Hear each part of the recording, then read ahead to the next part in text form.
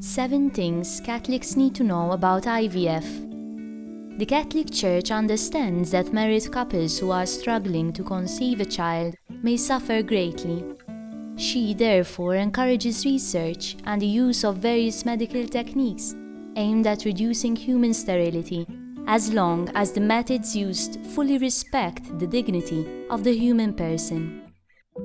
One technique, known as in vitro fertilization, or IVF for short, involves the process by which the father's sperm and mother's egg are fertilized in a glass dish, and the embryos are later transferred into the mother's womb.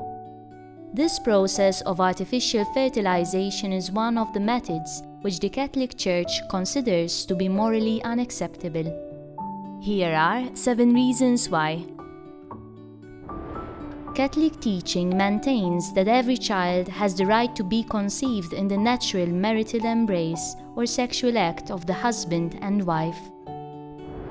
The human sexual act has 2 components, the unitive and procreative. IVF separates these 2 and makes the procreative component its solely goal.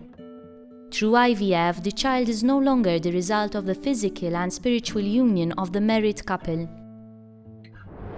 Instead, IVF makes the child a commodity produced in a laboratory and makes doctors, technicians, and even business people part of the conception process. The sperm used is usually obtained by masturbation, which the Church teaches is immoral, since the deliberate use of the sexual faculty for whatever reason outside of the marital embrace is essentially contrary to its purpose. If one of the spouses is infertile, it may be necessary to use sperm or eggs which are donated from a third person. This method infringes a child's right to be born and raised by his or her biological father and mother, who are bound to each other by marriage, and to know who their parents are. It is also a betrayal of the spouse's fidelity to each other.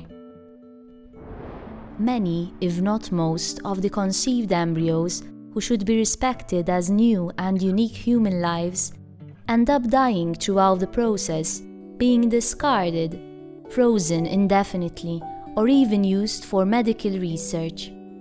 Others, after being transferred into the womb, may be removed and left to die by a process called selective reduction, and those who do survive have a greater chance of birth defects. Finally, we must remember that children are a gift from God and not a right to be obtained.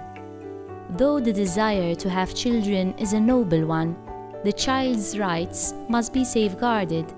These include their right to be the fruit of the physical union of his or her biological parents and to be raised by them, to be respected as a person from the moment of conception, and not to be treated as a commodity or manipulated.